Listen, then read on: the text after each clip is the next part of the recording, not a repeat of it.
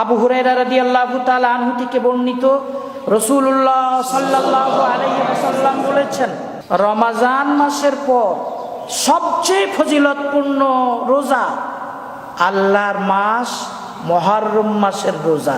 আশুরার দিন সম্পর্কে বেশ কিছু বিদআত আছে। খিচুড়ি খাওয়ানো, শরবত পান করানো, তাজিয়া বের করা, কালো কাপড় পরা, মাতম করা, বুক চাপড়ানো, পিঠে জঞ্জির মারা, কোন কোন এলাকায় আবার সুরমা লাগানো, শোক মিছিল করা, এই ধরনের যত রকমের প্রথা আশুরা দিনে দেখা যায় সবগুলোই লা আসলা লাহু বিদ্দীন লাইসা মিনাদ দীনি ফি শাই, ধর্মের কোরআন ও সুন্নাহ দ্বারা প্রমাণিত কোনো বিধান নয়, এগুলো বিদআত, অবশ্যই বর্জনীয়। সাহাবী আব্দুল্লাহ ইবনে আব্বাস রাদিয়াল্লাহু তাআলা আনহুমা বলছেন, আমি নবী সাল্লাল্লাহু আলাইহি ওয়াসাল্লামকে এই আশুরার দিন ছাড়া অন্য কোনো দিন এটা দেখিনি যে তিনি বেশি ফজিলতপূর্ণ মনে করে খোঁজ খবর নিয়ে রোজা রেখেছেন। বিসমিল্লাহির রহমানির রহিম। আলহামদুলিল্লাহি রাব্বিল আলামিন ওয়াসসালাতু ওয়াসসালামু আলা সাইয়্যিদিল মুরসালিন ওয়া আলা আলিহি ওয়া আসহাবিহি আজমাইন। সহিহ বুখারী খণ্ড নম্বর 1 পৃষ্ঠা নম্বর 268, রোজা অধ্যায়, পরিচ্ছেদ নম্বর 69, হাদিস নম্বর 2000 ও 2001 এবং 2002। আরবি 3টি হাদিস পড়া হয়েছে। ইমাম বুখারী রাহিমাহুল্লাহ লিখছেন, বাবু সিয়ামি ইয়াউমি আশুরা, আশুরার দিন রোজা রাখার বর্ণনা। আশুরার দিন মানে মুহররম মাসের 10ম তারিখ। এই দিন রোজা রাখার কি ফজিলত আছে না আছে, ইমাম বুখারী রাহিমাহুল্লাহ সে কথাই লিখছেন। আমরা মুহররম মাসের ফজিলত এবং মুহররম মাসের 10ম তারিখ অর্থাৎ আশুরার দিনের ফজিলত, এই দুটো বিষয়ে স্বতন্ত্রভাবে ইনশাআল্লাহ আলোচনা করব। মুহররম মাসের ফজিলত সম্পর্কে মনে রাখা দরকার যে এই পবিত্র মাসের দুটো ফজিলত আছে। একটা ফজিলত কোরআন মাজিদ থেকে প্রমাণিত, আর একটা ফজিলত সহিহ হাদিস দ্বারা প্রমাণিত। প্রথম ফজিলত যেটা কোরআন মাজিদ থেকে প্রমাণিত সেটা এই যে সূরা তাওবার 36 নম্বর আয়াতে আল্লাহ রাব্বুল আলামিন বলেছেন, ইন্না ইদ্দাতাশ শুহুরি ইনদাল্লাহি ইসনা আশারা শাহরা ফি কিতাবিল্লাহ ইয়াওমা খালাকাস সামাওয়াতি ওয়াল আরদ মিনহা আরবাতুন হুরুম যালিকাদ দীনুল কাইয়্যিম ফালা তাযলিমু ফীহিন্না আনফুসাকুম। এটা সূরা তাওবার 36 নম্বর আয়াত। আল্লাহ রাব্বুল আলামিন যেদিন আসমান ও জমিন সৃষ্টি করেছেন সেই দিন থেকে আল্লাহ রাব্বুল আলামিনের বিধান 12 মাসে 1 বছর হয়। এই 12টা মাসের মধ্য থেকে 4টে মাস এমন আছে যে 4টে মাসে ঝগড়া বিবাদ করা, বিশেষ করে যুদ্ধ করা কি আল্লাহ রাব্বুল আলামিন নিষিদ্ধ করেছেন। এটা হলো সরল দিন। আল্লাহ রাব্বুল আলামিন বলছেন, ফালা তাযলিমু ফীহিন্না আনফুসাকুম, সুতরাং তোমরা এই মাসগুলোতে যুদ্ধ করে, ঝগড়া বিবাদ করে নিজেদের উপরে জুলুম অত্যাচার করো না। এই যে সূরা তাওবার 36 নম্বর আয়াতে 4টে মাসকে যুদ্ধ এবং ঝগড়া বিবাদ নিষিদ্ধ মাস বলা হয়েছে, এই 4টে মাসের মধ্যে একটা মাস হলো মুহররম মাস।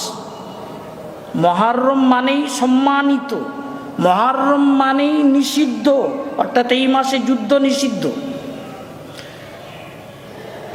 সহিহ বুখারী খণ্ড নম্বর 2 পৃষ্ঠা নম্বর 672, তাফসীর অধ্যায়, সূরা তাওবার 36 নম্বর আয়াতের তাফসিরে হাদিস বর্ণিত আছে, রাসূলুল্লাহ সাল্লাল্লাহু আলাইহি ওয়াসাল্লাম ওই 4টে সম্মানিত মাসের নাম বলেছেন যুলকাদা, যুলহিজ্জা, মুহররম এবং রজব। এই 4টে মাস বড়ই সম্মানিত মাস এবং যুদ্ধ ও ঝগড়া বিবাদ নিষিদ্ধ মাস। সেই মাসেরই অন্যতম মুহররম মাস। আল্লাহ রাব্বুল আলামিন আমাদেরকে এই মাসে ঝগড়া বিবাদ এবং যুদ্ধমুক্ত জীবনযাপন করার তৌফিক দান করুন। এই মাসের দ্বিতীয় ফজিলত, সহিহ মুসলিম 2645 নম্বর হাদিসে রাসূলুল্লাহ সাল্লাল্লাহু আলাইহি ওয়াসাল্লাম এই মাসকে শাহরুল্লাহ বলেছেন। শাহরুল্লাহ মানে আল্লাহর মাস। এই মাস আল্লাহর সাথে সম্পর্কিত। সবই মাস তো আল্লাহ রাব্বুল আলামিনের, 12 মাসের সবগুলোই আল্লাহ রাব্বুল আলামিনের, কিন্তু রাসূলুল্লাহ সাল্লাল্লাহু আলাইহি ওয়াসাল্লাম সম্মানের খাতিরে এই মুহররম মাসকে আল্লাহর মাস বলছেন। যেমন পৃথিবীতে যত মসজিদ আছে সমস্ত মসজিদ আল্লাহর ঘর, কিন্তু এই সমস্ত মসজিদের মধ্য থেকে একটা মসজিদ এমন আছে যে মসজিদ আল্লাহ রাব্বুল আলামিনের দিকে সম্পর্কিত, নাম তার বাইতুল্লাহ। বাইতুল্লাহ মানে আল্লাহর ঘর। কাবা আল্লাহর সাথে সম্পর্কিত, বাইতুল্লাহ আল্লাহর ঘর। এতে কাবাতুল্লাহর মর্যাদা মর্তবা লক্ষ কোটি গুণে বৃদ্ধি পেয়ে গেছে। তেমনি 12 মাস সবগুলোই আল্লাহ রাব্বুল আলামিনের, কিন্তু এই মুহররম মাসকে আল্লাহ রাব্বুল আলামিনের দিকে সম্পর্কিত করা হয়েছে। এতে মুহররম মাসের মর্যাদা মর্তবা লক্ষ কোটি গুণে বৃদ্ধি পেয়ে গেছে। আল্লাহ রাব্বুল আলামিন আমাদেরকে এই মাসে বেশি বেশি ইবাদত আরাধনা করে তার সান্নিধ্য লাভ করার তৌফিক দান করুন। এ হলো মুহররম মাসের ফজিলত। ইমাম বুখারী রাহিমাহুল্লাহ এই মুহররম মাসের 10ম তারিখে অর্থাৎ আশুরার দিন রোজা রাখার ফজিলত সম্পর্কে 3টে হাদিস বর্ণনা করেছেন। হাদিস নম্বর 2000, 2001 ও 2002। আশুরার রোজা সম্পর্কে যদি আমরা সহিহ বুখারী এবং মুসলিমের সমন্বয়ে জানতে চাই, তাহলে মিশকাত শরীফে 178 নম্বর পৃষ্ঠা আমরা খুলি। মিশকাত শরীফের 178 নম্বর পৃষ্ঠায় 2039 নম্বর হাদিস। عن أبي هريرة أنه قال قال رسول الله صلى الله عليه وسلم أفضل الصيام بعد رمضان شهر الله المحرم। আবু হুরায়রা রাদিয়াল্লাহু তাআলা আনহু থেকে বর্ণিত, রাসূলুল্লাহ সাল্লাল্লাহু আলাইহি ওয়াসাল্লাম বলেছেন, রমজান মাসের পর সবচেয়ে ফজিলতপূর্ণ রোজা আল্লাহর মাস মুহররম মাসের রোজা। মিশকাতের লেখক লিখছেন রাওয়াহু মুসলিম। এই হাদিসটা মুসলিম শরীফের হাদিস। মুসলিম শরীফে প্রথম খণ্ডে 368 নম্বর পৃষ্ঠায় এই হাদিসটা লেখা আছে। হাদিস নম্বর 2645। তারপরে দ্বিতীয় হাদিস মিশকাতের 2040 নম্বর হাদিস। ওয়ান ইবনে আব্বাস আন্নাহু قال মা রাআইতুন নবী সাল্লাল্লাহু আলাইহি ওয়াসাল্লাম ইয়াতাহাররা সিয়াম ইয়াউমিন ফাদ্দালাহু আলা গায়রিহি ইল্লা হাযাল ইয়াউমা ইয়াউম আশুরা ওয়া হাযা আশ-শাহর ইয়ানি শাহর রমাদান মুত্তাফাকুন আলাইহি। সাহাবী আব্দুল্লাহ ইবনে আব্বাস রাদিয়াল্লাহু তাআলা আনহুমা বলছেন, আমি নবী সাল্লাল্লাহু আলাইহি ওয়াসাল্লামকে এই আশুরার দিন ছাড়া অন্য কোনো দিন এটা দেখিনি যে তিনি বেশি ফজিলতপূর্ণ মনে করে খোঁজ খবর নিয়ে রোজা রেখেছেন। আর মাসের মধ্যে রমাজান মাসের খোঁজ খবর নিয়ে রাসূলুল্লাহ সাল্লাল্লাহু আলাইহি ওয়াসাল্লাম রোজা রাখতেন। মাসের মধ্যে রমাজান মাস আর দিনসমূহের মধ্যে আশুরার দিনের খোঁজ খবর নিয়ে ফজিলতপূর্ণ মনে করে তিনি রোজা রাখতেন। এটা মুত্তাফাক আলাইহি হাদিস। তার মানে ইমাম বুখারী, ইমাম মুসলিম রাহমাতুল্লাহ আলাইহিমা সাহাবী ইবনে আব্বাস রাদিয়াল্লাহু তাআলা আনহুমা থেকে হাদিসটা বর্ণনা করেছেন।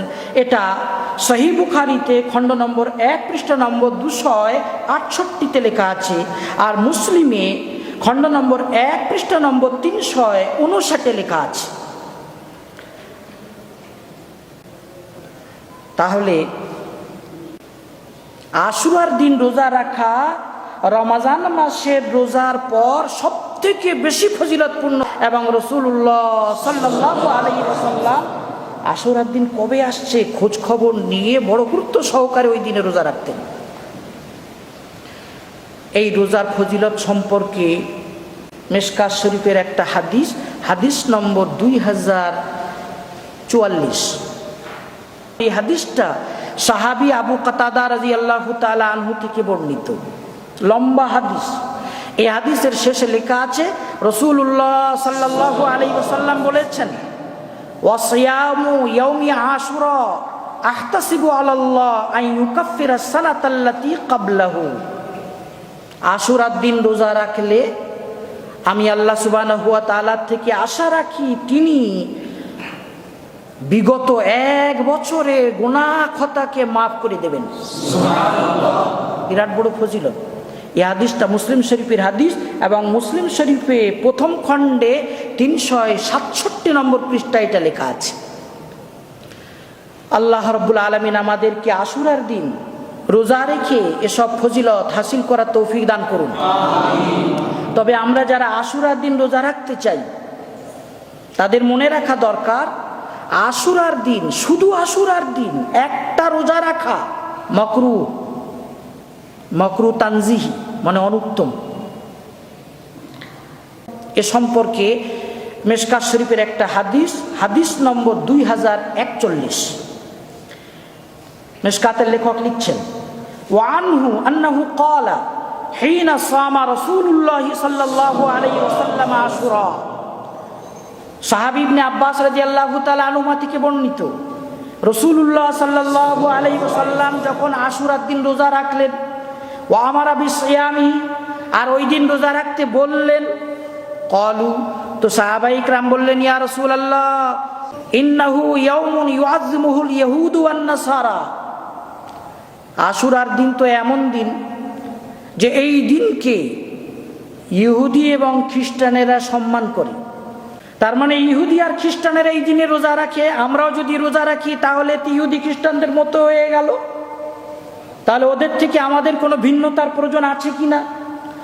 ফাকালা রাসূলুল্লাহ সাল্লাল্লাহু আলাইহি ওয়াসাল্লাম লা ইন বাকিতু ইলা কাবিলিন লা আসুমান্না তাসিআ। রাসূলুল্লাহ সাল্লাল্লাহু আলাইহি ওয়াসাল্লাম বলছেন, আল্লাহ যদি আমাকে আগামী বছর বাঁচিয়ে রাখেন তো আমি অবশ্যই 10 তারিখের সাথে 9 তারিখেরও রোজা রাখবো। এটা সহিহ মুসলিমের হাদিস, খণ্ড নম্বর 1 পৃষ্ঠা নম্বর 359 সহিহ মুসলিমে হাদিস লেখা আছে। যাই হোক, এই হাদিসগুলো দ্বারা বোঝা গেল আশুরার দিনে রোজা রাখা সুন্নাত। তার মানে সুন্নাতে গায়ের মুআক্কাদা। কেউ যদি চায় তো রোজা রাখতে পারে, আর কেউ যদি চায় তো রোজা নাও রাখতে পারে। এবং যারা রোজা রাখতে চায় তাদের উচিত শুধু আশুরার দিন রোজা না রেখে তার আগে 9 তারিখকে সাথে মিলিয়ে নিয়ে 2টো রোজা রাখা। যদি 9 তারিখটা মিলাতে না পারে তাহলে 10 তারিখের পরের দিন অর্থাৎ 11 তারিখটাকে মিলিয়ে 2টো রোজা রাখা উত্তম, যেন ইহুদি এবং খ্রিস্টানদের থেকে আমাদের ভিন্নতা বজায় থাকে। আল্লাহ রাব্বুল আলামিন আমাদেরকে আমল করার তৌফিক দান করুন। সার্বিকভাবে আশুরার দিনটা হাদিসের পরিভাষায় ইয়াউমুন সালেহ, মানে মুবারক দিন। সহিহ বুখারী খণ্ড নম্বর 1 পৃষ্ঠা নম্বর 268, হাদিস নম্বর 4। ইবনে আব্বাস রাদিয়াল্লাহু তাআলা আনহুমা থেকে বর্ণিত, ইহুদিদের রাসূলুল্লাহ সাল্লাল্লাহু আলাইহি ওয়াসাল্লাম জিজ্ঞেস করেছিলেন, তোমরা এই দিনে রোজা রাখো কেন? ইহুদিরা বলেছিল, হাযা ইয়াউমুন সালেহ, তো বড় মুবারক দিন। এই দিনে মুসা আলাইহিস সালাম ফিরআউনের অত্যাচার থেকে নাজাত পেয়েছিলেন, আর ফিরআউন সদল বলে খতম হয়েছিল। মুসা আলাইহিস সালাম রোজা রেখেছিলেন, শুকরিয়ায় আমরাও রোজা রাখি। রাসূলুল্লাহ সাল্লাল্লাহু আলাইহি ওয়াসাল্লাম বলেছিলেন, আমার সাহাবারা মুসা নবীর সবথেকে নিকটতম আমরা, সুতরাং তোমরাও রোজা রাখো। এই বলে রাসূলুল্লাহ সাল্লাল্লাহু আলাইহি ওয়াসাল্লাম নিজেও রোজা রেখেছিলেন। বোঝা গেল ইহুদিদের এই দিনকে মুবারক দিন বলাটার নবী সাল্লাল্লাহু আলাইহি ওয়াসাল্লাম সমর্থন জানিয়েছেন। ইমাম ইবনে হাজার আসকালানি ফাতহুল বারীতে লিখেছেন, মুসনাদে আহমদে সাহাবী আবু হুরায়রা রাদিয়াল্লাহু তাআলা আনহু থেকে বর্ণিত, রাসূলুল্লাহ সাল্লাল্লাহু আলাইহি ওয়াসাল্লাম বলেছেন, এই আশুরার দিনে নূহ নবী আলাইহিস সালামের কাশতি জুদি নামক পাহাড়ে এসে ঠেকেছিল। নূহ আলাইহিস সালাম শুকরিয়ায় এই দিনে রোজা রেখেছিলেন। উমদাতুল কারিতে আল্লামা বদরুদ্দিন আইনি রাহমাতুল্লাহ আলাইহি মুসান্নাফ ইবনে আবি শাইবার উদ্ধৃতি দিয়ে লিখেছেন, সাহাবী আবু হুরায়রা রাদিয়াল্লাহু তাআলা আনহু থেকে বর্ণিত, রাসূলুল্লাহ সাল্লাল্লাহু আলাইহি ওয়াসাল্লাম বলেছেন, আশুরার দিনে সমস্ত নবীরা রোজা রেখেছেন, সুতরাং তোমরাও রোজা রাখো। তাহলে এটা এমন মুবারক দিন যেই দিনে নবীগণ রোজা রেখেছেন, এই দিনে ইহুদি খ্রিস্টানেরা রোজা রাখতো, আজও রাখে। এই দিনে আমরা মুসলমানেরাও রোজা রাখি, এবং এই দিনে ইসলামের আগে কুরাইশরা রোজা রাখত। সহিহ বুখারী খণ্ড নম্বর 1 পৃষ্ঠা নম্বর 217 আমরা এর আগে হাদিস পড়েছি। আয়েশা রাদিয়াল্লাহু আনহা বলছেন, আশুরার দিনে কাবা ঘরে গেলাপ পরানো হতো ইসলামের আগে। বড় মুবারক দিন। আল্লাহ রাব্বুল আলামিন আমাদেরকে আশুরার দিনে ইবাদত আরাধনা করে বেশি বেশি নেকি কামানোর তৌফিক দান করুন, আমিন। আশুরার দিন সম্পর্কে আর একটা ফজিলত আছে, সেটা হলো আশুরার দিনে নিজের পরিবার বর্গের উপরে দারাজ হস্তে খরচ করা সুন্নাত, এবং সহিহ হাদিস দ্বারা এটা প্রমাণিত। মিশকাত শরীফে 170 নম্বর পৃষ্ঠায় হাদিস লেখা আছে, আন ইবনে মাসউদ রাদিয়াল্লাহু আনহু আন্নাহু ক্বালা ক্বালা রাসূলুল্লাহ সাল্লাল্লাহু আলাইহি ওয়াসাল্লাম, মান ওয়াসা আলা ইয়ালি ফি নাফাকাতি ইয়াওম আশুরা ওয়াসা আল্লাহু আলাইহি সাইরা সানাতি। সাহাবী আব্দুল্লাহ ইবনে মাসউদ রাদিয়াল্লাহু তাআলা আনহু বলছেন, রাসূলুল্লাহ সাল্লাল্লাহু আলাইহি ওয়াসাল্লাম বলেছেন, যে ব্যক্তি আশুরার দিন নিজের পরিবার বর্গের উপরে দারাজ হস্তে খরচ করবে, আল্লাহ রাব্বুল আলামিন বছরের বাকি দিনগুলোতে তাকে প্রশস্ততা দান করবেন। এই হাদিসের শেষে লেখা আছে, ক্বালা সুফিয়ান সাউরি রাহিমাহুল্লাহ বলেছেন, ইন্না জাররাবনাহু ফাওয়াজাদনাহু কাযালিকা।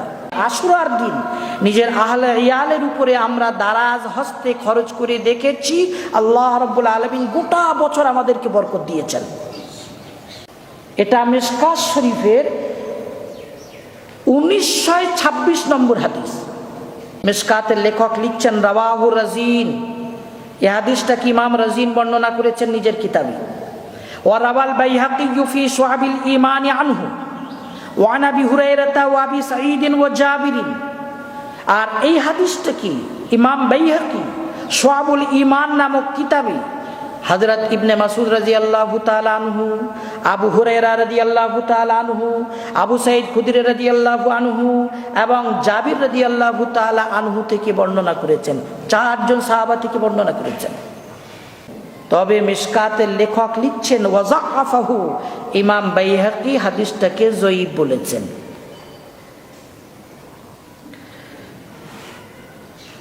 এই হাদিসের সূত্রগত মান নির্ণয়ের ক্ষেত্রে 3টে কথা মনে রাখো। নম্বর 1, যদি সত্য সত্যি এই হাদিস যঈফ হয় তবুও অসুবিধা কিছু নেই। এই জন্য যে মুহররমের দিনে আহলে ইয়ালের উপরে দারাজ হস্তে খরচ করলে পুরো বছর আল্লাহ সুবহানাহু ওয়া তাআলা প্রশস্ততা দান করবেন, এই যে কথাটা, এটা একটা ফজিলতের বিষয়। আর ফজিলতের অধ্যায়ে জয়ীফ হাদিস মুহাদ্দিসিনদের ঐক্যমতে গ্রহণযোগ্য। সুতরাং যদি এ হাদিস জয়ীফ হয় তবুও এর উপরে আমল করায় অসুবিধা কিছু নেই, কেননা অধ্যায়টা ফজিলতের অধ্যায়। নম্বর 2, ইমাম বাইহাকি আসলে কি লিখেছেন এটা জানতে হলে আমরা ইমাম মুনজিরি রাহমাতুল্লাহ আলাইহির তারগীব ওয়াত তারহিব দেখতে পারি। এই তারগীব ওয়াত তারহিবে 1513 নম্বর সিরিয়ালে ইমাম মুনজিরি এই হাদিসটা বর্ণনা করেছেন আবু হুরায়রা রাদিয়াল্লাহু তাআলা আনহু সূত্রে। আর লিখেছেন রাওয়াহুল বাইহাকি ওয়া গায়রুহু মিন তুরুকিন ওয়া আন জামাআত মিনাস সাহাবা। এই হাদিসটাকে ইমাম বাইহাকি এবং অন্যান্য মুহাদ্দিসিন বিভিন্ন সনদে বর্ণনা করেছেন এবং এক দল সাহাবা থেকে বর্ণনা করেছেন। সাহাবাদের একটা জামাত থেকে এটা বর্ণিত। ইমাম মুনজিরি লিখছেন ওয়াকাল আল বাইহাকি, আর ইমাম বাইহাকি বলেছেন হাযিহিল আসানিদু ওয়া ইন কানাত দাঈফাতান ফাহিয়া ইযা যুম্মা বাযুহা ইলা বাযিন আখাযাত কুওয়াতান। এই হাদিসের সনদগুলো যদিও জয়ীফ, কিন্তু যখন সবগুলো মেলানো হয় তো সার্বিকভাবে সনদগুলো শক্তিশালী হয়ে যায়, তার মানে হাসান লিগাইরি পর্যায়ের হয়ে যায়। অতএব ইমাম বাইহাকি রাহমাতুল্লাহ আলাইহির উক্তি অনুযায়ী এই হাদিসটা হাসান লিগাইরি পর্যায়ের হাদিস, ফজিলতের অধ্যায়ে এর উপরে আমল করায় কোনো রকমের আপত্তি নেই। নম্বর 3, মানে এই হাদিসের সূত্র সম্পর্কে তৃতীয় কথা, মিশকাত শরীফের আরবি ব্যাখ্যা গ্রন্থ, সর্ববৃহৎ সর্বপ্রসিদ্ধ ব্যাখ্যা গ্রন্থ মোল্লা আলী কারি রাহমাতুল্লাহ আলাইহির লেখা মিরকাতুল মাফাতিহ, এটা খণ্ড নম্বর 4।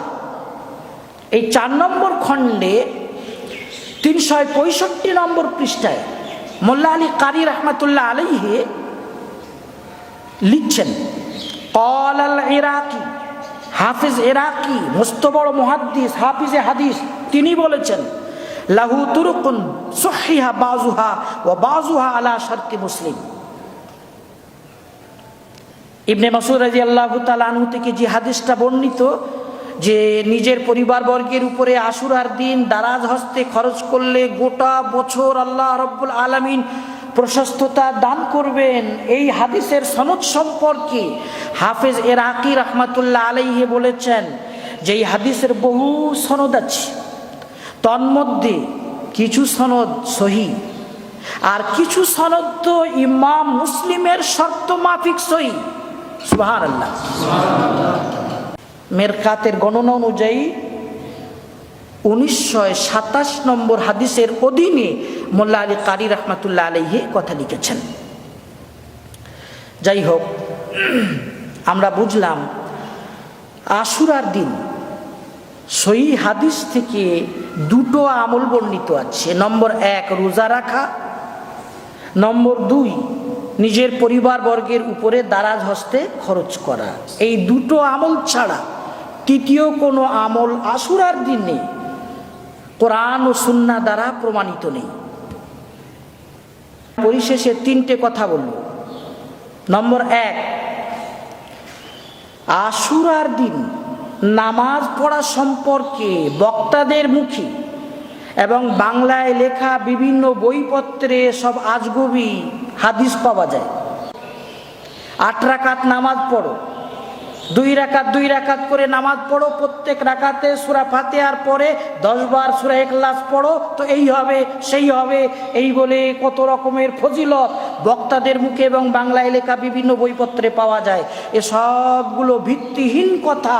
আশুরার দিনে ইবাদত করা, নামাজ পড়ার বিশেষ কোনো পদ্ধতি কোরআন এবং হাদিসে বর্ণিত নেই। এ সম্পর্কে যা কিছু আমরা শুনি সবগুলোই ভিত্তিহীন।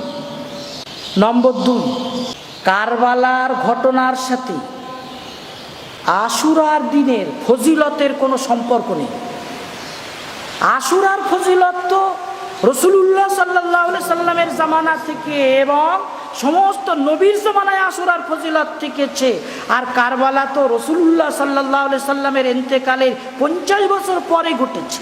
অতএব যারা মনে করেন হুসেন রাদিয়াল্লাহু তাআলা আনহু কারবালা প্রান্তরে শহীদ হওয়ার কারণে আশুরার দিনটা ফজিলতপূর্ণ, তারা অবশ্যই ভিত্তিহীন জিনিসের আকীদা রাখেন, এটা অবশ্যই বর্জনীয়। তৃতীয় কথা, আশুরার দিন সম্পর্কে বেশ কিছু বিদআত আছে। খিচুড়ি খাওয়ানো, শরবত পান করানো, তাজিয়া বের করা, কালো কাপড় পরা, মাতম করা, বুক চাপড়ানো, পিঠে জঞ্জির মারা, কোনো কোনো এলাকায় আবার সুরমা লাগানো, শোক মিছিল করা, এই ধরনের যত রকমের প্রথা আশুরা দিনে দেখা যায় সবগুলোই লা আসলা লাহু, ভিত্তিহীন, লাইসা মিনাদ দ্বীনি ফি শাই, ধর্মের কোরআন ও সুন্নাহ দ্বারা প্রমাণিত কোনো বিধান নয়, এগুলো বিদআত, অবশ্যই বর্জনীয়। আল্লাহ রাব্বুল আলামিন আমাদেরকে আশুরার দিন বিদআত মুক্তভাবে ইবাদত করি দারাইনের সওয়াব হাসিল করার তৌফিক দান করুন, আমিন। রব্বানা ওয়াফিকনা লিমা তুহিব্বু ওয়া তারদা, রব্বানা তাকাব্বাল মিন্না ইন্নাকা আনতাস সামিউল আলিম ওয়া তুব আলাইনা ইন্নাকা আনতাত তাওয়াবুর রহিম।